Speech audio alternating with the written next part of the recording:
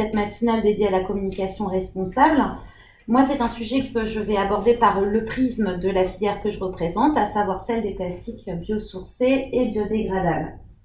Donc, le Club Bioplastique, dont je suis la déléguée générale. Le Club Bioplastique, c'est l'association française qui défend et qui promeut cette filière des plastiques qui sont à la fois biosourcés et compostables, biodégradables. Je fais un travail de représentation de cette filière auprès des associations, des parties prenantes de l'économie circulaire, des institutionnels, des pouvoirs publics. On va participer à des GT ministériels sur le sujet, on va échanger avec les politiques. Et on va faire tout ça autour de deux enjeux, qui sont deux enjeux prioritaires de l'économie circulaire. La transition vers une économie circulaire des plastiques, donc, qui a déjà été initiée par la loi de transition écologique de 2015, et un enjeu de relocalisation industrielle. Donc là, je vais prendre un exemple très concret, c'est les sacs fruits et légumes que vous connaissez tous, les petits sacs fins, qui étaient avant donc en polyéthylène, non biodégradable, non compostable, et qui étaient à 98% importés d'Asie. En 2015, donc loi de transition énergétique, interdiction de ces sacs, à l'exception de ceux qui sont à la fois biosourcés, c'est-à-dire d'origine végétale, avec une teneur qui est précisée en pourcentage, et qui sont compostables. En fait, cette loi a permis de relocaliser en France et en Europe l'essentiel de la production de ces sacs fruits et légumes. Donc, le Club Bioplastique regroupe l'ensemble de la filière. On va aller de l'amont agricole, les associations professionnelles agricoles, blé, maïs, pommes de terre, ce qui va faire l'amidon de maïs, la fécule de pommes de terre, les producteurs de résine, ceux qui vont transformer ça en petits granulés, et ensuite les transformateurs. Et enfin, on englobe aussi une société de conseil sur tout ce qui est question liée à la biodégradabilité, pour avoir une expertise technique, scientifique sur le sujet, et l'organisme de certification Tuvostria. Donc, le modèle de ces plastiques biosourcés et compostables, c'est un modèle du sol jusqu'au retour au sol. Donc là, c'est schématique et c'est un raccourci.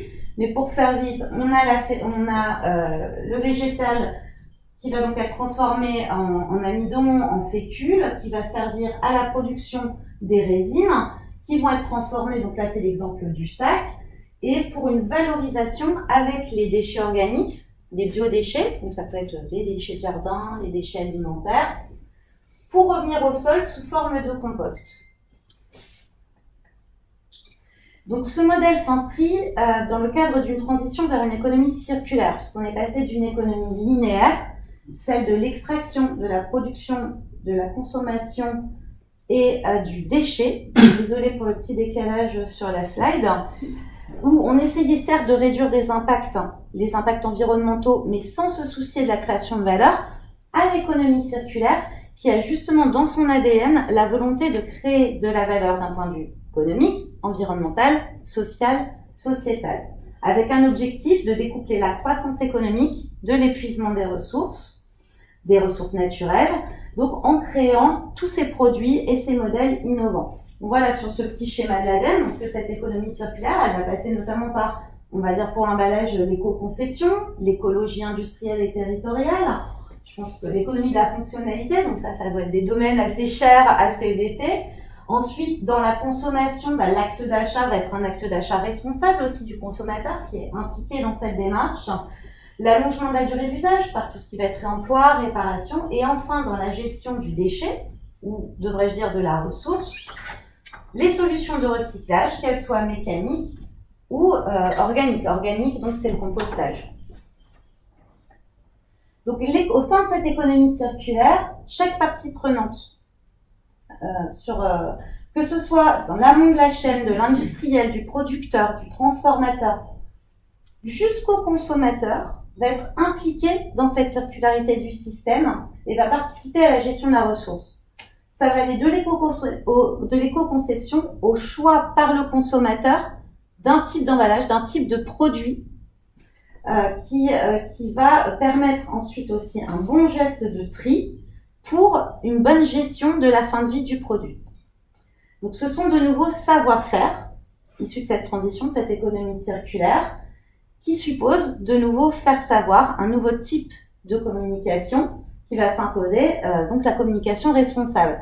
Moi, j'ai retenu la définition du directeur des programmes de Subdecom, l'école de com de référence, qui me paraît tout à fait appropriée, à savoir est responsable la communication qui s'appuie sur la réalité du produit, de l'organisation, soucieuse des impacts environnementaux, sociaux, sociétaux, économiques et culturels, et qui s'efforce de garantir le respect des parties prenantes tout en visant à atteindre ses objectifs avec efficacité.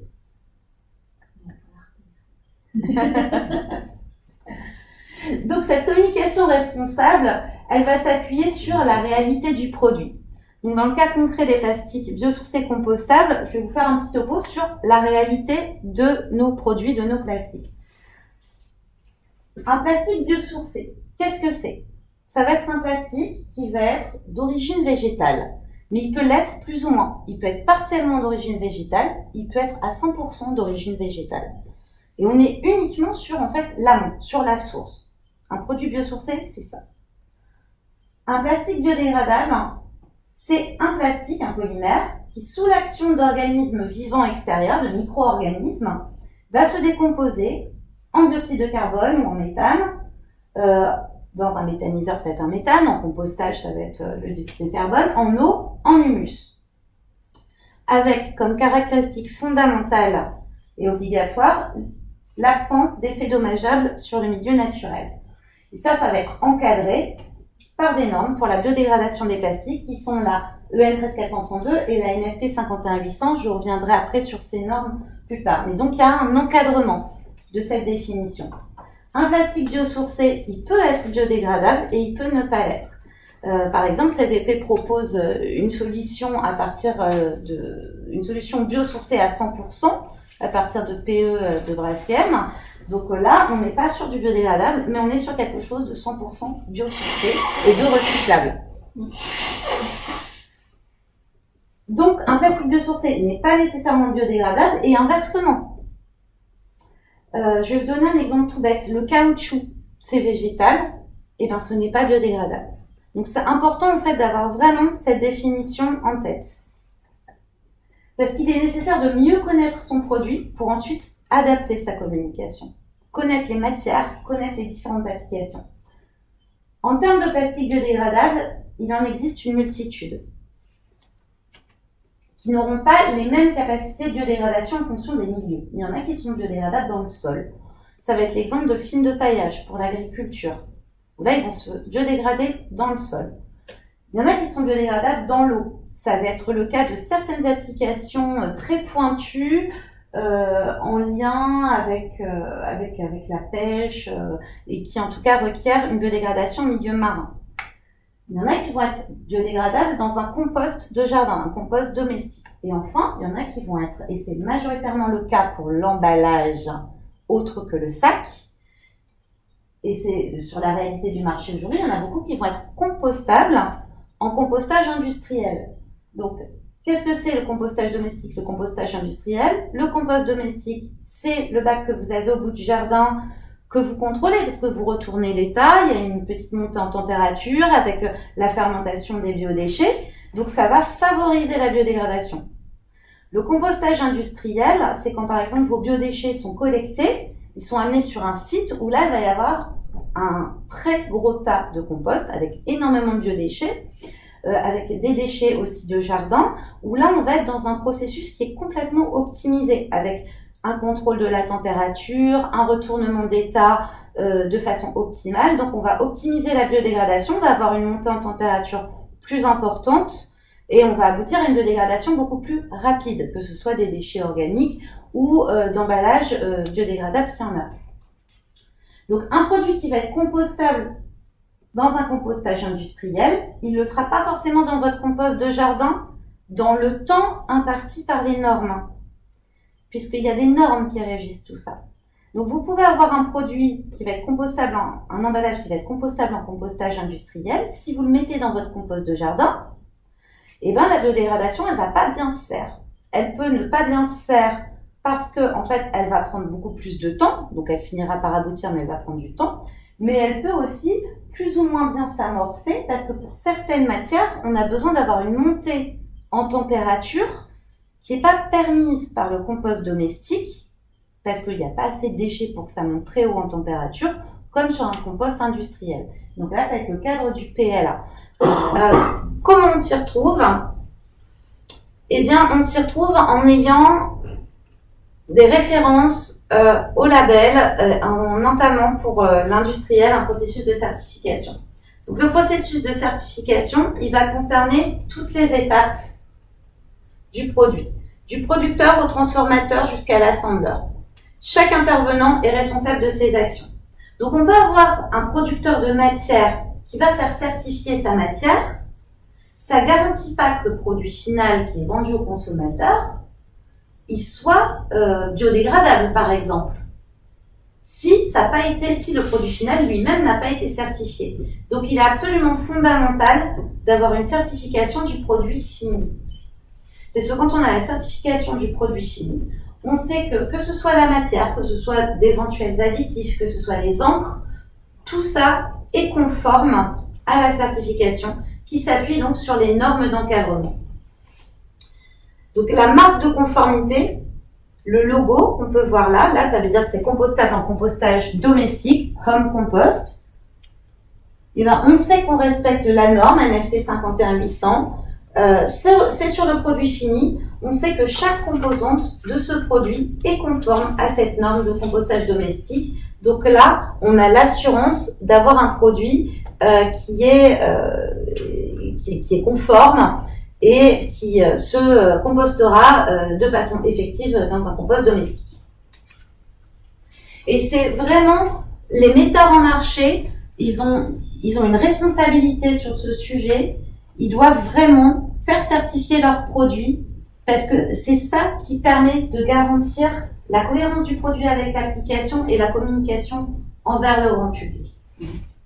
Donc, se reposer sur la certification et les labels existants pour assurer sa communication, c'est fondamental. Et ça peut permettre aussi d'éviter certains travers qu'on peut constater aujourd'hui sur le marché, qui sont ceux de la communication abusive. La communication abusive qui peut elle-même mener au greenwashing. Ce produit miracle, il l'a plus blanc que blanc. En exemple de cette communication abusive dans le monde du packaging, on voit souvent l'utilisation d'une terminologie qui est biaisée. Par exemple, on va parler de produit naturel. Qu'est-ce que ça veut dire un produit naturel? Quelle information vraiment ça donne au consommateur? Ça veut rien dire. Est-ce que le papier est naturel? Il y a de la transformation, il y a de la chimie. Est-ce que la chimie c'est naturel? Donc voilà, là on est sur une terminologie qui est complètement biaisée, qui n'apporte pas une information vraiment, qui fait pas non plus le travail de pédagogie vis-à-vis du consommateur. On a aussi le cas donc de la terminologie qui va être imprécise, biosourcée. On parle de plastiques qui sont biosourcés et compostables. Biosourcés, oui, mais sont-ils à 100% biosourcés? Dans le cas par exemple des sacs fruits et légumes, non, ils sont à 50% biosourcés. Parce que l'augmentation de la part biosourcée dans les produits, c'est un vrai challenge technologique, c'est un vrai défi. Et il est absolument indispensable de communiquer pour ne pas commettre ensuite d'erreurs de perception pour que le consommateur connaisse la réalité du produit. Et ensuite, on fait un travail de pédagogie. C'est pas parce que c'est à 50% biosourcé que ça va pas être biodégradable. Non, ce sont deux choses différentes. Donc, importance de préciser justement les teneurs. Exemple de produits biosourcés à 5% dans le domaine des peintures ou autres. Est-ce qu'on peut réellement parler de produits biosourcés, donc d'origine végétale, quand on a une teneur de 5%? Et ça, je pense que c'est absolument fondamental quand on veut avoir une communication responsable envers le consommateur final, d'avoir l'honnêteté, donc de préciser les teneurs. Autre sujet, l'addition des qualificatifs. En faisant ne serait-ce qu'un petit tour sur les solutions proposées sur différents sites internet, on trouve des produits miracles qui sont à la fois recyclables, compostables, biodégradables, solubles. Enfin, ils sont magiques. Ils sont magiques. Alors là, on a un petit souci. Oui, pour être compostable, le produit, il est forcément biodégradable. Sauf qu'il est biodégradable, donc dans les conditions d'un compost. Et est-ce qu'on précise si c'est compostable en compostage domestique ou en compostage industriel? Non. Donc là, on entretient complètement une confusion. Le consommateur pense qu'il achète quelque chose de bon pour l'environnement, mais on ne sait pas. au final, il y a zéro information. Parce que si c'est compostable, oui, c'est recyclable au sens de recyclage organique. Mais ça va pas être recyclable dans une filière de recyclage mécanique. Donc, ce type de communication, ça va juste introduire de la confusion. Et on verra ensuite les effets que ça peut avoir sur une filière d'introduire de la confusion. Enfin, le dernier exemple, qui, à mon sens, participe du greenwashing, mais attention, c'est ma perception, c'est la question de l'incorporation de plastique. Ça peut être l'incorporation de plastique recyclé dans certains matériaux, mais là, ça va être l'incorporation de plastique collecté sur les plages. Sauf que dans les faits, quel est le pourcentage de plastique collecté sur la plage utilisé pour faire ce contenant? On n'a pas l'information et a priori on sera en dessous de moins de 5%. Mais en termes de communication, on va dire cette bouteille est faite à partir de plastique collecté sur la plage. À mon sens, c'est du greenwashing. D'autres parleront de communication abusive. Et là, il faut vraiment s'interroger sur ce point fondamental quand on est industriel, quand on est metteur en marché. Quelle va être la perception du consommateur face au message que j'envoie? Alors, en termes de greenwashing, on en a là un très bel exemple dans la filière plasturgie. C'est le cas des plastiques oxodégradables. Est-ce que vous avez déjà entendu parler de ces produits? Non. Quand l'industrie a commencé vraiment chercher des solutions pour lutter contre la pollution plastique, il y a eu pas mal de recherches et un produit, un additif oxo a été mis au point. Et on s'est dit, ouais, super, en ajoutant cet additif à mon plastique conventionnel, il va se biodégrader. Voilà. Plastique oxo-dégradable. On en a eu énormément en France, sous forme de sachets. Aujourd'hui, ils sont interdits. Et demain, ça sera interdit pour tout type de plastique par la loi de transition, par la loi économique circulaire. Ces plastiques, ce sont donc des plastiques normaux qui sont additivés pour que sous l'effet de la chaleur et des UV, il y ait une fragmentation. C'est-à-dire qu'on va se retrouver avec plein de petits morceaux de plastique. Clairement, on a des microplastiques, des particules de plastique inférieures à 5 mm. Donc, il y a une réduction de la pollution visuelle, sauf qu'il n'y a pas de biodégradation. Il n'y a pas d'assimilation par les micro-organismes. Ça reste dans l'environnement, ça ne se biodégrade pas. Leur communication à cette filière, vous en avez un exemple ici, 100% biodégradable. En vous offrant ce sac, nous participons à la protection de l'environnement. Voilà, ça c'est l'exemple même de greenwashing qui a été vraiment mis en avant par cette filière des plastiques oxodégradables. Donc le premier risque, il est environnemental, parce que le produit qui est mis sur le marché, c'est un scandale environnemental. En Afrique, où les oxos se sont aussi beaucoup rendus, on va voir dans quelques années les conséquences de ces politiques. Le deuxième risque, en fait, ça va être un risque réputationnel qui va aller jusque la décrédibilisation totale d'une industrie. La filière des plastiques oxodégradables est complètement décrédibilisée aujourd'hui. Mais la problématique autour de cette communication non maîtrisée, c'est qu'elle a quand même entraîné, au-delà de la décrédibilisation de leur filière, la décrédibilisation de toute la filière de la plasturgie. Elle a entraîné une confusion. Aujourd'hui, quand on parle de plastique biosourcés et compostables, qui sont donc biodégradables, il y a un doute. Puisque le scandale des oxos, il reste quand même dans toutes les têtes. Moi, les questions qu'on me pose, c'est est-ce qu'ils sont vraiment biodégradables? Oui, ils sont vraiment biodégradables. Maintenant, attention, la biodégradabilité se fait en fonction de certains milieux et en fonction de certaines matières. D'un point de vue consommateur, aujourd'hui, la situation, le cas ne se pose pas, parce que ce qui est sur le marché, c'est compostable en compostage domestique.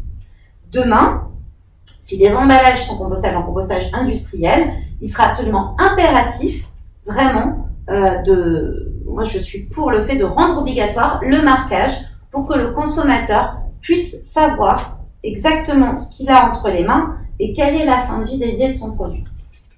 Je Je reviens sur la slide précédente, construire sa stratégie grâce à la communication responsable. Le fait d'avoir cette communication, cette transparence qui est basée sur la réalité des produits, ça va permettre aux metteurs en marché de faire les bons choix, de définir justement leur stratégie d'achat. Ils vont savoir quelle matière utiliser pour quelle application et surtout dans quel cas utiliser telle ou telle matière.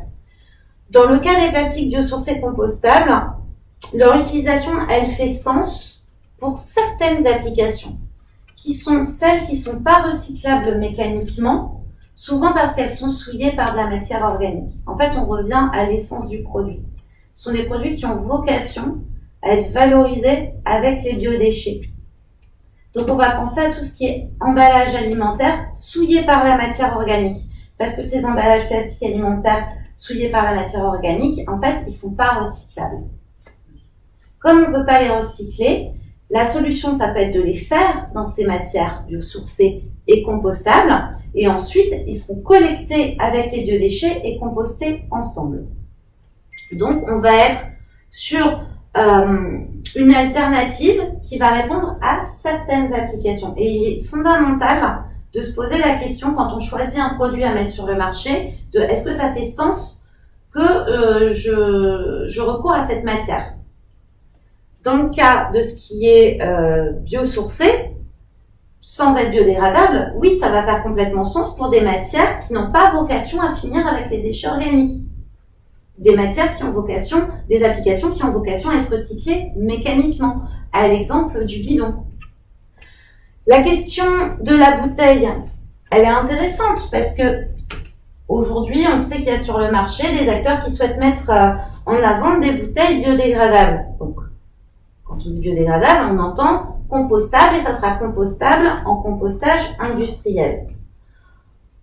On n'a que 24% des emballages plastiques qui sont recyclés aujourd'hui. Donc, pourquoi pas aussi faire du recyclage organique pour aider à valoriser davantage les produits en fin de vie. Sauf que, dans cette filière, la bouteille en PET transparent, là, c'est celle qui marche le plus. C'est ce qui est le plus recyclé. Donc, pourquoi on irait faire en plastique biodégradable des bouteilles qui, finalement, en PET transparent, peuvent être recyclées de façon efficace? C'est une question de positionnement. Donc, pour l'association qui représente la filière, ça ne fait pas sens d'aller sur ce type d'application. Non, ça fait sens d'aller sur les applications donc qui vont être en contact avec les aliments où l'emballage va être souillé par de l'aliment parce que ça va pas être recyclable et à ce moment-là, oui, ça fait sens d'être collecté avec les biodéchets, d'être composté avec les biodéchets. Donc sur la communication responsable, on a vu un peu comment on pouvait orienter sa stratégie d'achat, en quoi elle devait reposer sur la réalité des produits, mais il faut voir aussi la nécessaire adaptation au public, au grand public, et le nécessaire travail de pédagogie qu'il y a à faire.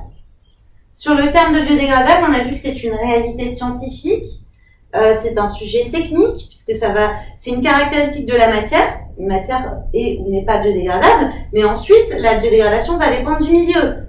Mais on est dans une réalité scientifique. Il n'en demeure pas moins qu'il faut faire attention. Parce que si je dis au consommateur moyen, mon emballage est biodégradable, je lui dis juste mon emballage est biodégradable, il y a un risque. Il y a un risque que le consommateur se dise si c'est biodégradable, je balance ça dans la nature, ça va se biodégrader. Parce qu'il n'a pas cette connaissance en fait de ce qu'est la biodégradation et de comment la biodégradation fonctionne et des différents types et des différents milieux de biodégradation. Or, un plastique biodégradable n'a absolument pas vocation à être jeté dans la nature puisqu'il doit être composté avec les biodéchets. Donc, l'abandon de la mention biodégradable sur les emballages, nous, c'est quelque chose qu'on soutient au sein de la filière.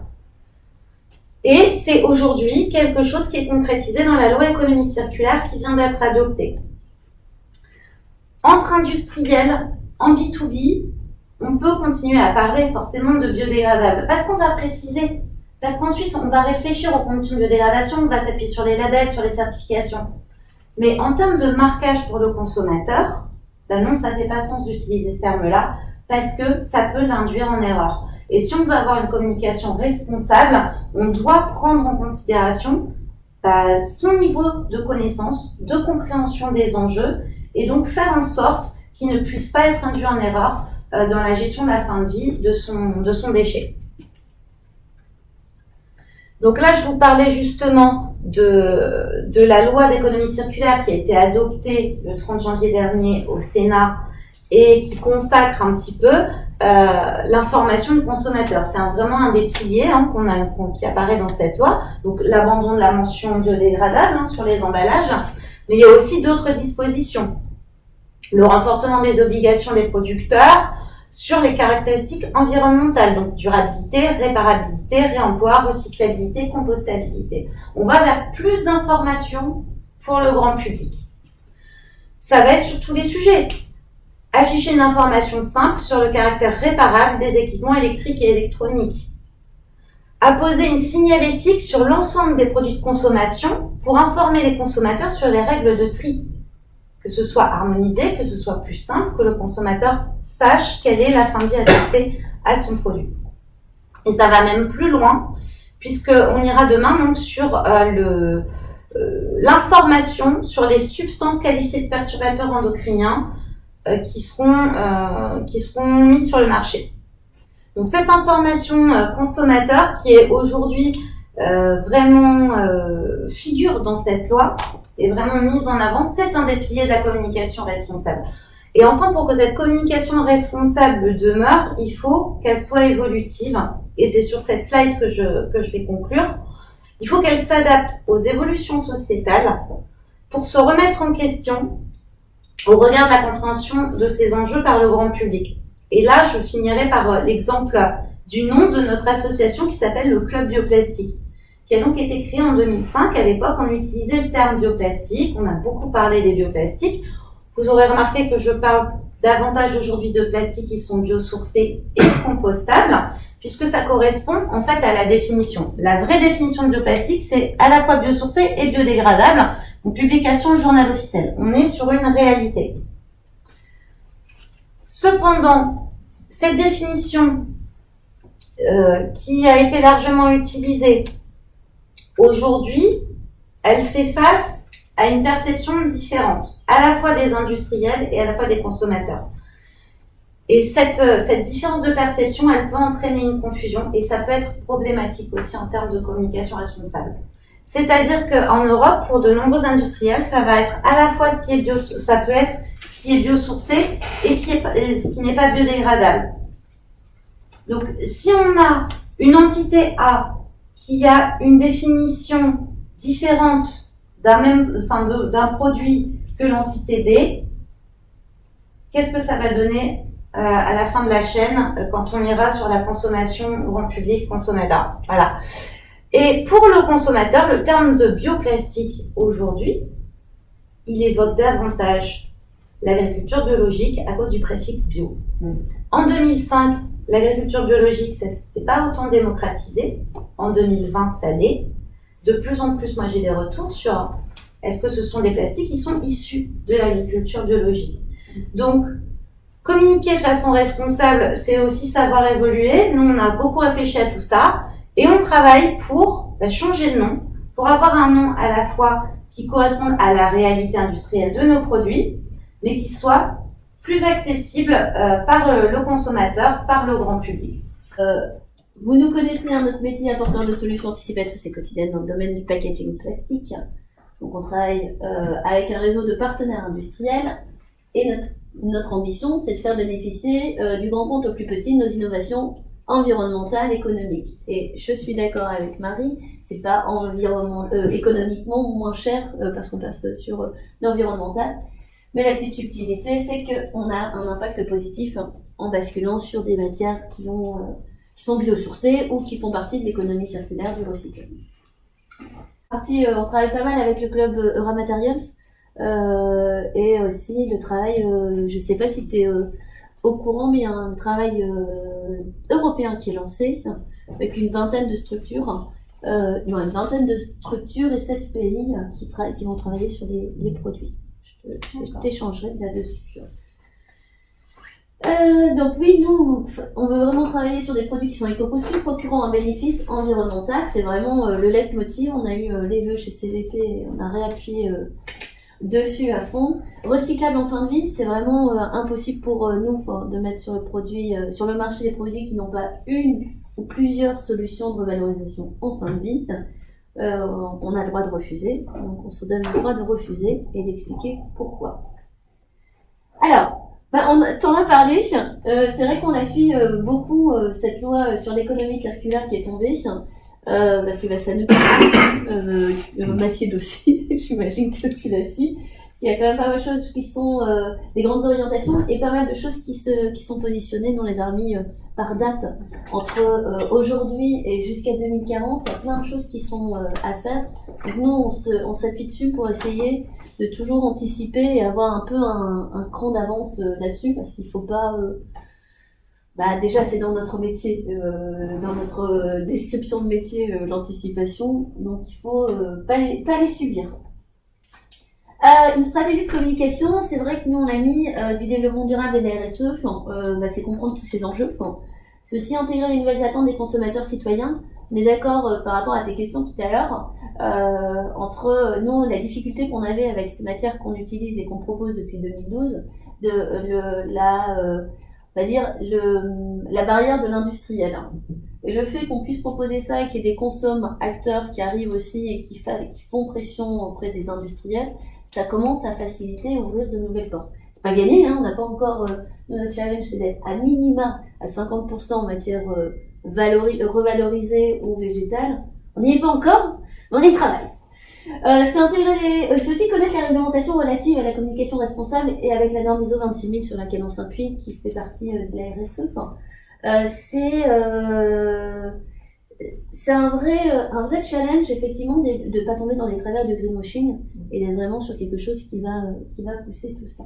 Puis aussi le CNE. Le CNE, c'est le Conseil national de l'emballage par rapport à ce qu'on doit faire et les allégations. C'est communication d'information du consommateur avec éviter les expressions globalisantes, effectivement, matière végétale, matière issue des océans, mais à partir de quel pourcentage, comment on fait et comment on peut vérifier tout ça. C'est travailler sur la conception des emballages. Nous, on travaille sur l'éco-conception globale, de l'amont à l'aval, sur ce qu'on va mettre sur le marché. Des ressources utilisées pour réaliser l'emballage et bien évidemment, c'est penser sa fin de vie.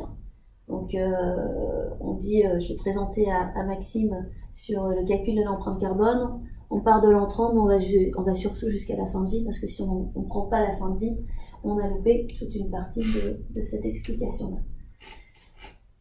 Donc ça, c'est possible. Alors, comment on fait, nous, dans notre stratégie de communication responsable, on travaille et on essaie d'impliquer nos parties prenantes. Alors, les parties prenantes, pour moi, c'est hyper important. C'est l'ensemble, nos fournisseurs, nos actionnaires, nos clients, l'environnement, la collectivité, les collaborateurs. Il faut solliciter aussi, parce qu'il faut fidéliser et sensibiliser les collaborateurs à cette communication responsable.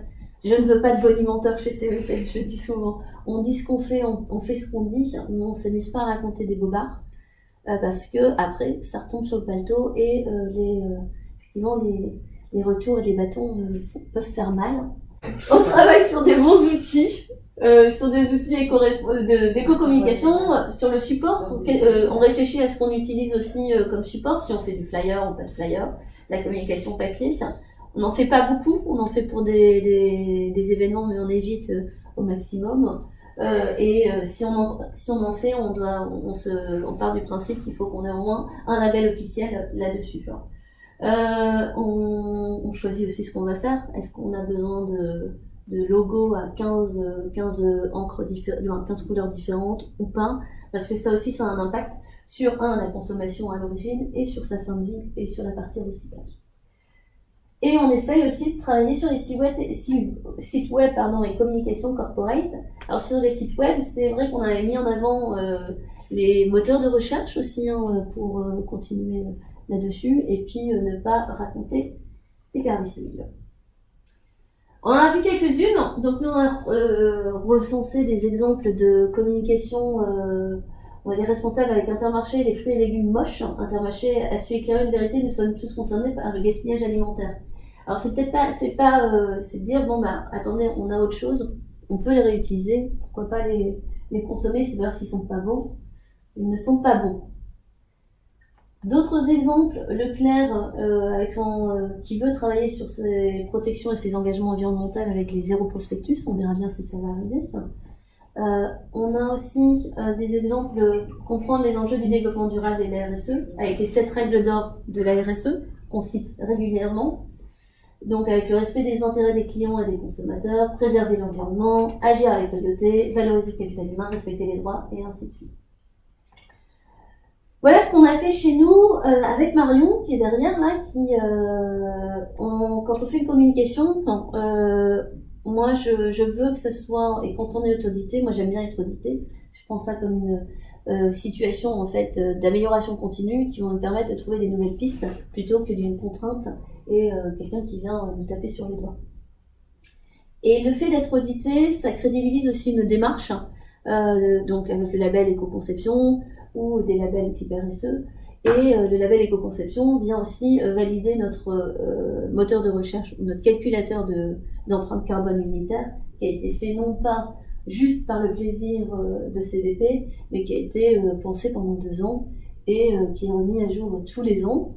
Et avec l'ADEME, avec une version particulière, la V61, pour nous permettre d'être droit dans ce qu'on va dire et d'être sûr des données qu'on va prendre en considération et qui sont vérifiables. On a des grands faiseurs de la région qui nous disaient que c'était pas possible ce qu'on annonçait. On leur a dit de venir, ok, c'est bon. Mais parce qu'ils comprenaient pas. On laisse la porte ouverte pour expliquer comment on fait la feuille de calcul. C'est une grande feuille Excel qui reprend beaucoup de choses. Donc ici, c'est aussi, dans notre démarche transparente, c'est aussi de lister toutes les différentes étapes et les étapes qui ont validé les différents projets et comment on les a validés, par qui, par quoi et comment. Ici, effectivement, on ne peut pas tomber dans le travers, on rajoute toujours à combien de pourcentage on est recyclable, végétal, recyclable et ainsi de suite. Et on fait les calculs sur les gains unitaires gagnés, si vous basculez avec ce nouveau bidon qui est sur le marché, ou presque sur le marché. Comment c'est calculé l'empreinte carbone? On le communique. On le communique depuis 2 ans officiellement auprès de tout le monde, depuis longtemps en interne. Et voilà, je vous disais, on le travaille avec l'outil de l'ADEME, la V61, qu'on va peut-être remettre au bout du jour en version 2000 je sais plus combien, mais ça n'a pas joué. Là-dessus, fin d'année 2019, j'ai eu un élément, on était en deçà. Moi j'avais pris un impact, par exemple sur le PE végétal, mais a un impact de capturer 2,5 tonnes de CO2 quand on faisait 1 tonne de canne à sucre. Les nouveaux chiffres qui étaient tombés, c'était plus de 3 tonnes, donc on a aussi... j'ai minimisé l'impact sur ce côté-là, parce que moi, je le remets à jour qu'une fois par an, donc je le remets pas en cours de route. Mais on est quand même fiers d'avoir économisé 108,48 tonnes de CO2 grâce aux produits développés avec les clients. Donc ça, c'est bien. Ce qu'on veut faire aussi, on dit ce qu'on fait, on fait ce qu'on dit, et surtout on explique. La pédagogie, tu en parlais, etc. C'est le plus grand levier, c'est pas facile. C'est un travail de longue haleine sur comment faire basculer comment prendre et travailler avec eux. C'est essayer de donner aussi de la matière, de l'expertise, des connaissances, amener un peu plus de sens à tout ça auprès de nos prospects, nos clients, et c'est aussi des outils internes de formation par rapport aux différentes démarches.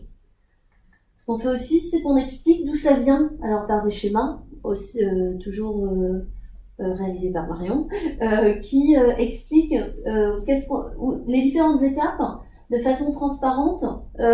Encore une fois, tout est vérifiable, tout est certifié, et je ne veux pas m'aventurer sur quelque chose que je ne pourrais pas démontrer. Ça, c'est le leitmotiv de chez CVP. Je te rejoins sur le biodégradable, compostable. On n'est pas dessus, on veut pas aller dessus. C'est pas pour notre activité aujourd'hui dans l'état. Ça ne veut pas pour autant dire qu'on ne va pas regarder les évolutions qui vont être apportées là-dessus, mais c'est pas réaliste et c'est effectivement mensonger d'annoncer que notre bouteille est ressourcée, biodégradée, compostable, recyclable et ainsi de suite. On sait que le mot biodégradable était interdit en 2019 en Belgique, associé plastique biodégradable. C'est devenu interdit effectivement en France là depuis quelques jours officiellement. Et c'est important parce que c'est cette problématique qu'on a avec le consommateur final qui va acheter les produits, de donner un vrai message et non pas des messages biaisés. Donc, on peut faire, nous, on travaille beaucoup sur la partie économie circulaire, recyclable, revalorisable. Même si on met des plastiques biosourcés, on ne met sur le marché que des plastiques qui vont pouvoir être recyclés et qui ne vont pas être perturbateurs en fin de vie sur les centres de tri, qui ne sont pas encore assez nombreux sur les matières biodéchets, comme il a dit, mais l'idée c'est que ça puisse rentrer dans un cercle vertueux. Si ça ne l'est pas, on travaille en pyramide inversée, fin de vie, c'est pas recyclable, donc bon, déjà c'est banni, et on remonte les différentes étapes. Mais si c'est pas recyclable, hasta la vista. Alors, nous on a pris une définition de chez Novetic sur le greenwashing, ou en français, parce qu'on franchise aussi tous les mots. L'éco-blanchissement, c'est une stratégie de communication et de marketing adoptée par des entreprises ou autres organisations. Elle consiste à mettre en avant des arguments écologiques pour se forger auprès du public une image éco-responsable, alors que la réalité des faits ne correspond pas ou insuffisamment à la teneur explicite ou implicite des messages diffusés. Peut être considéré comme une forme de publicité abusive en fonction du positionnement. La limite, la petite subtilité est assez fine entre publicité avantageuse et greenwashing. On peut parfois vite basculer dans un sens ou dans un autre. Il y a, pour nous, et puis des études, il existe 7 péchés du greenwashing. C'est pas moi qui les ai appelés comme ça, mais c'est dit comme ça. Donc, le premier, c'est sur les parties cachées. On se divers en se basant sur un nombre restreint de critères, en laissant de côté d'autres préoccupations plus importantes. Donc, on oriente juste sur ce message-là, mais on évite de raconter les autres choses. Le péché de non-preuve. Bon, on raconte des choses, mais on n'a pas effectivement de label certifié ou de faits qu'on peut démontrer et invalider. Les péchés d'imprécision, c'est flou. C'est pour ça, moi, je veux qu'on soit carré dans ce qu'on raconte, qu'on soit sûr, qu'on soit ancré entre guillemets dans ce qu'on va dire à droite à gauche. Parce que plus vous mettez du flou, plus on sait plus trop et puis ça part dans les oubliettes. Le péché d'impertinence, lorsque produit met en avant un argument inutile pour le consommateur à la recherche d'un produit respectueux de l'environnement. Là, c'est des rajouts, des superlatifs et ainsi de suite, qui n'ont pas lieu d'être par rapport au produit que vous allez utiliser. Vous faites flouter. Le péché des moindres des deux mots. En avant une vraie catégorie de sous-catégories de produits, mais ne se vérifie pas pour l'ensemble de la catégorie, ce qui risque de tromper le consommateur, croyant faire un geste éco-citoyen. Ça m'a fait écho quand tu disais, repensez bien si votre produit est labellisé dans sa totalité, c'est-à-dire la matière, l'encre, le projet, le produit et le produit conditionné. Donc c'est pas juste des petites subtilités les unes potentiellement les unes à côté des autres, mais c'est les unes plus les additionnées les unes des autres. Le péché du petit mensonge, simplement commis lorsque l'argument évoqué est faux. On fait un peu le serpent. Et le culte des faux labels, ça arrive. Avant, il y en avait que 6. Et il y a un 7e qui est arrivé assez récemment sur la liste des péchés. Et c'était les faux labels. Donc, il y en a des officiels et puis il y en a qui se rajoutent à tire-larigot. Alors, il y a 10 mauvais élèves. Ça, c'est... je l'ai trouvé sur le greenwashing, pas au crible. Il y en a pas mal dans les cosmétiques aujourd'hui. Il y a eu quelques exemples. Donner les jouets et surtout les nettoyants. C'est aux États-Unis et au Canada, les études, mais il y a 34% des cosmétiques américains qui affirme, oh et donc j'ai fait des belles fautes de frappe, des arguments 100% naturels qui créent la confusion dans l'esprit du consommateur puisqu'une majorité d'entre eux associent ce terme à la sécurité et à l'environnement. Le naturel, oui c'est vrai que c'est pas forcément naturel. Qu'est-ce qui est naturel? Comment on le considère? Nous, naturel chez nous, chez CVP, c'est une couleur de packaging, donc pour tout dire. Concernant les produits pour bébé, pour toi, Mathilde, 39% succombent au péché de non-preuve en affirmant être composé d'ingrédients biologiques sans pour autant avoir la certification d'un organisme indépendant. Donc, c'est ce côté où on s'autoproclame. Moi, j'avais un confrère qui était venu me voir un jour, il me dit « Ouais, c'est bon, j'ai baissé mon poids de 10%, donc mon empreinte carbone automatiquement baisse de 10%. » Non, c'est un raccourci très court et erroné et pas du tout vérifié. Il n'y a pas que ça, c'est pas parce qu'on diminue un poids qu'on diminue un impact environnemental. 8% des nettoyants canadiens commettent le péché d'impertinence en avançant des arguments qui ne permettent pas réellement aux consommateurs de faire un choix écologique. En fait, on annonce des faits qui vont pas laver plus blanc que blanc ou quoi que ce soit. Donc là-dessus, c'est compliqué et c'est compliqué pour nous aussi de faire des bonnes communications si on n'a pas, si on s'entend pas et si on n'est pas clair avec nous-mêmes et puis après aussi travailler en pédagogie avec nos partenaires clients. Donc nous on regarde aussi tout ce qui est pour éviter le greenwashing. Il y a des sites donc qui permettent d'avoir des données un peu plus claires parce qu'on n'est pas à l'abri d'eux, donc il faut se tenir informé.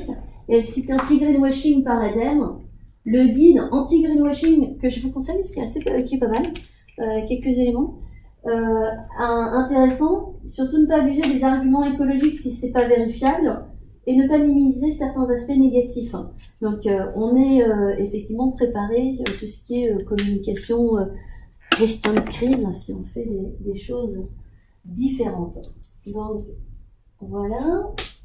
Et voilà, donc là, nous, c'était notre partie sur ce qu'on comprenait du greenwashing et ce qu'on essaye de mettre en place et vraiment d'être carré sur tout ce qu'on a envie de faire, et surtout ce qu'il faut éviter à faire, les fameux 7 péchés du greenwashing on se cheville au corps pour pas tomber dedans ou arrêter de le faire. Donc voilà, je vous mets toujours la dernière slide qui est sur qu'est-ce qu'on fait demain en matinale. Il va y en avoir une sur le design. Et les prochaines, soit ce sera sur un thème sur les RH ou sur la finance.